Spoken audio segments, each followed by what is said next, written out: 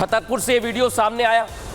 Video केंद्रीय मंत्री वीरेंद्र कुमार का है, जो अवैध रेत उत्खनन के मामले को लेकर इस कदर भड़क गए कि उन्होंने खनिज अधिकारी को ही फटकार लगा दी। इससे बड़ी बात हुआ क्या था ये भी जान लीजिए। छतरपुर में जन सुनवाई हो रही थी।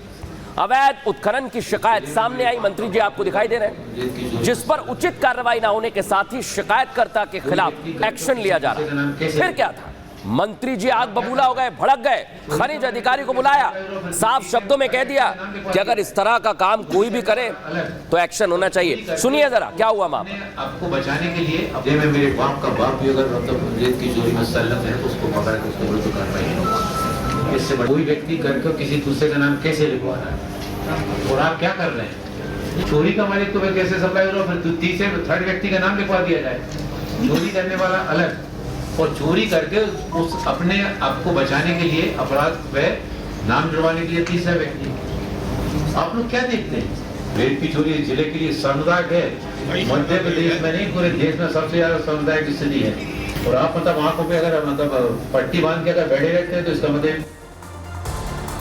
अब अगली खबर हमारी दर्शक, एक मदरसे में नकली नोट की फैक्ट्री चल रही थी। नकली नोट दर्शक, ये देश के लिए बहुत बड़ी साजिश की जा रही थी। लेकिन क्या हो रहा था, कैसे खुलासा हुआ, पूरा एक्सरे हमने किया है, बता रहा हूं आपको। देश को कहीं जलाने की कोशिश हो रही है दर्शक, तो कोई देश को पूरी तरह डहाने की कोशिश में लगा हुआ है। देश के खिलाफ तेजी से साजिशें रची जा रही हैं। साजिश देश को बर्बाद करने की, साजिश देश की रीढ़ को तोड़ने की दर्शक, साजिश देश के युवाओं को विकास पथ से भटकाने की, साजिश देश में डर पैदा करने की, खौफ पैदा करने की, साजिश देश में आतंक के साए को फैलाने की। लेकिन सवाल यह उठता है दर्शकों कि यह कौन कर रहा है साजिश? देश के खिलाफ साजिशें सीमा पार से तो नहीं हो रही हैं, क्योंकि कंगालिस्तान ऐसी हरकतें करता है और देश की हवा में सांस ले रहे कुछ देश विरोधी भी जिस खाली में खा रहे हैं उसी में छेद भी कर रहे हैं दर्शक। क्यों कह रहा हूं ऐसा, सुन लीजिए। प्रयागराज के एक मदरसे में देश की आर्थिक रीढ़ को तोड़ने के लिए नकली नोट बनाने का काम चल रहा था दर्शकों, तेजी से चल रहा था। और दूसरी तरफ क्या हो रहा है, पाकिस्तान में पनाह लेकर बैठे अलकायदा के आतंकियों की नजर भी भारत पर टिकी हुई है। यानी एक तरफ सीमा पार से साजिश हो रही है, दूसरी तरफ देश के अंदर साजिश हो रही है। लेकिन पहले मैं दर्शकों आपको बताने वाला हूं मदरसे में कैसे नकली नोटों की फैक्ट्री का खुलासा हुआ है। इस रिपोर्ट में समझिए।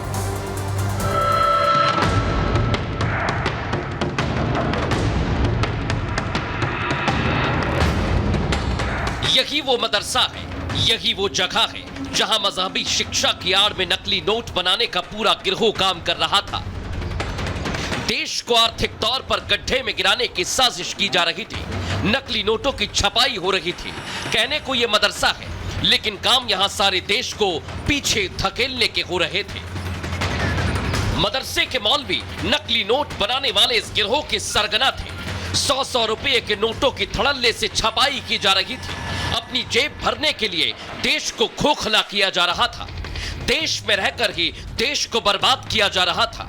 देश को आगे बढ़ाने में सहयोग देने के बजाय उसे ये लोग अंधकार में धकेलने का काम कर रहे थे।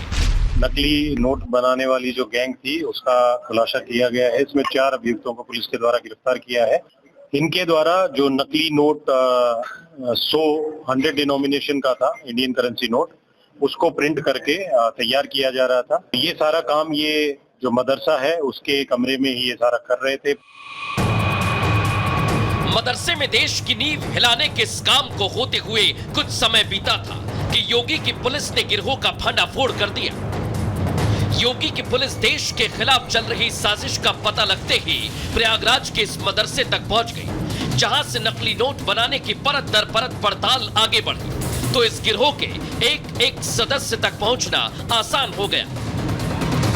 पड़ताल में पता चला कि मदरसे का प्रिंसिपल मौलवी तफसीरुल आरिफीनन भी इसमें शामिल था। उसके अलावा मोहम्मद अफजल, मोहम्मद साहिद करेली नाम के 2 लड़के भी इस गिरोह से जुड़े हुए थे, जबकि जाहिर खान उर्फ अब्दुल जाहिर इस पूरे गिरोह को चला रहा था। जाहिर खान इस गैंग का मास्टरमाइंड था, जिसने मदरसे को चुनने से लेकर नकली नोट की छपाई कैसे होगी, ये सब कुछ प्लान बनाया।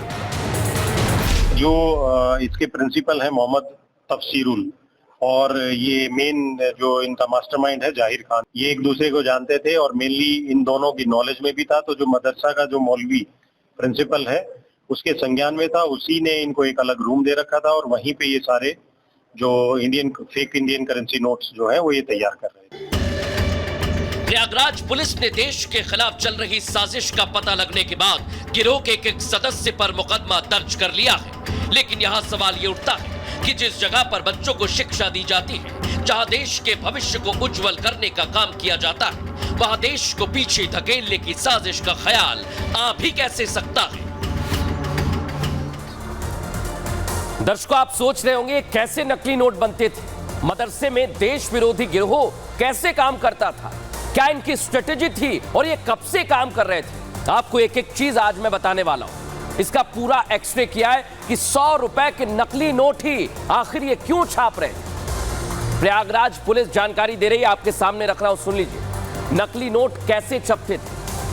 मदरसे में नकली नोट बनाने का ये गिरोह पिछले 2 से 3 महीनों से एक्टिव था और बीते 2 से 3 महीनों से यहां नकली नोट की छपाई का काम चल रहा था। ऐसे ही छपते थे नोट।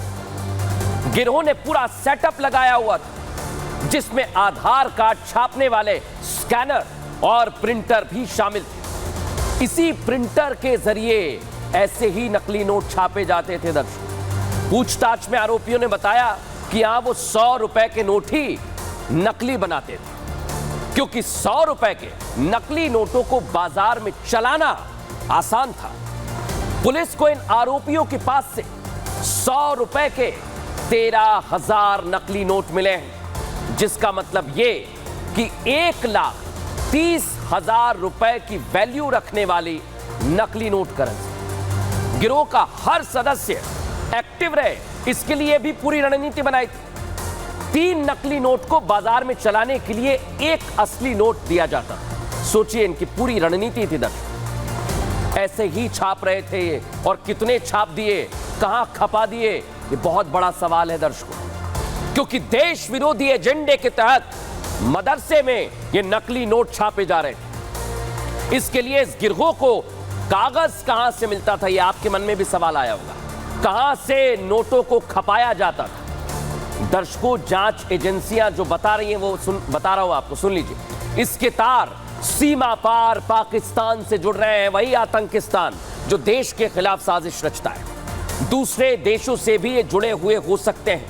सीमा पार से ही साजिश को अंजाम देने की कोशिश की जा सकती है, क्योंकि किसी भी देश की ताकत उसकी आर्थिक मजबूती होती है और दुश्मन की नजर भारत को खोखला करने पर लगातार बनी हुई है। ऐसे में हो सकता है कि सीमा के उस पार बैठा दुश्मन साजिश रच रहा हो। लेकिन सोच लीजिए दर्शक, इतने नकली नोट बन गए, ये कैसे खपाते थे, इसका भी हमने पूरा एक्सरे किया है और आपको जानकारी दे रहा हूं कि कैसे नकली नोट खपाए जाते थे। सुन लीजिए, ये देख लिया। बड़ी दुकानों के बजाय ये छोटी दुकानों पर नोट चलाते थे दर्शक। भीड़ भाड़ वाली जगह पर नकली नोट चलाया करते थे, आसान था वहां पर। रिक्शे वाला, ऑटो, सब्जी वाला, वहां पर नोट खपाते थे। कम राशि के नोट होने पर ये दुकानदार जांच नहीं करते, सब्जी वाला आसानी से ले लेता है।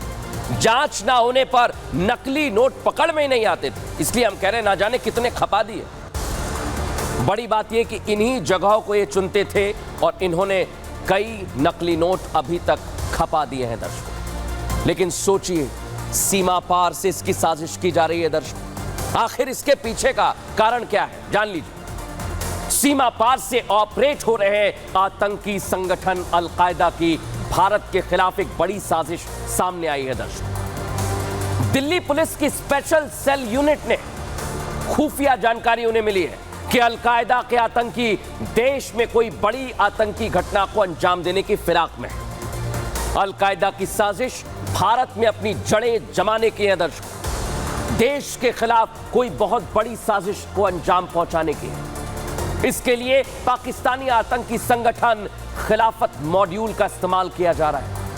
सोशल मीडिया का बड़े पैमाने पर इस्तेमाल किया जा रहा है दर्शकों, सावधान रहिएगा आप।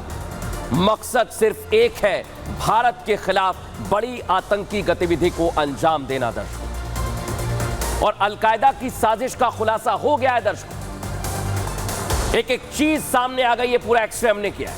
पूरी प्लानिंग के साथ अलकायदा साजिश रच रहा था। साजिश अंजाम तक पहुंचाने के लिए सोशल मीडिया का सहारा लिया जा रहा है और जिहाद के नाम पर जल्द ही जुड़ने वाले तबके तक पहुंच बना रहे हैं ये आतंकी। अलकायदा के आतंकियों की साजिश बेनकाब ना हो, इन्हें डर था, इसके लिए सोशल मीडिया पर जो भी ग्रुप बनाते थे वो नजर रखते थे। भारत के खिलाफ बड़े टास्क की जिम्मेदारी मिलने वाली थी और अलग से प्लानिंग को अंजाम देने की तैयारी भी की जा रही थी दर्शकों। पहले दिल्ली पुलिस स्पेशल सेल ने संदिग्ध गिरफ्तार किए। संदिग्ध आतंकियों ने एजेंसी के सामने कई राज उगले हैं।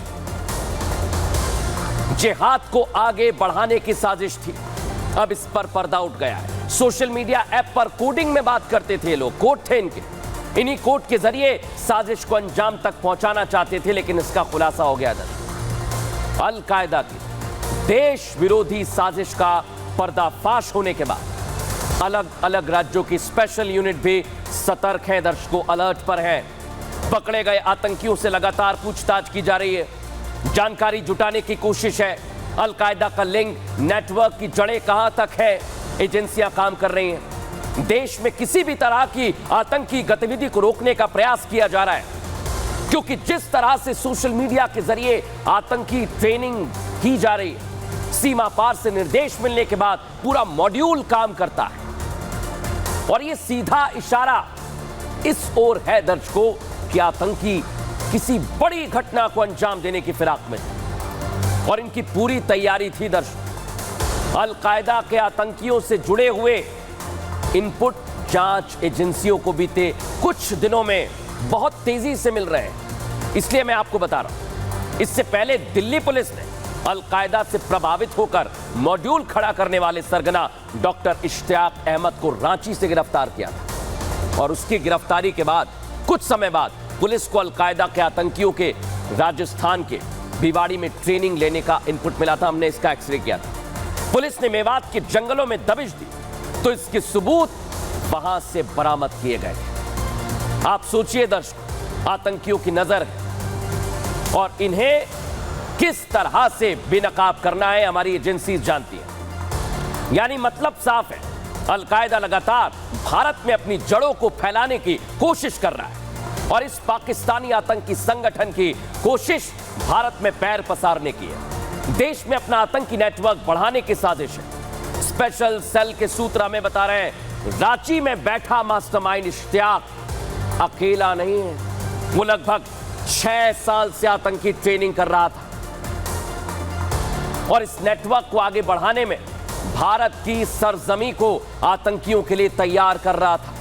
इतना ही नहीं, उसने रांची में मौजूद अपने एक बड़ी लाइब्रेरी भी खोल रखी थी। दिल्ली पुलिस की स्पेशल सेल ने इस लाइब्रेरी को ढूंढ निकाला है दर्शकों, दिखा रहा हूं तस्वीर आपको। और इस लाइब्रेरी में धार्मिक पुस्तकें, कुछ आपत्तिजनक सामग्री मिली है। इश्तियाक के अलावा कुछ ऐसे आतंकी भी हैं जो अलकायदा के भरोसेमंदों की लिस्ट में है। यानी देश में रहकर अलकायदा सीमा पार से ऑपरेट कर रहा है, लेकिन हमारी जांच एजेंसी भी इन आतंकियों को अपने मंसूबों में कामयाब नहीं होने देंगी दर्शक। और इसलिए पूरी तैयारी की जा रही है दर्शक, पूरी तैयारी की जा रही है, इसे बेनकाब किया है।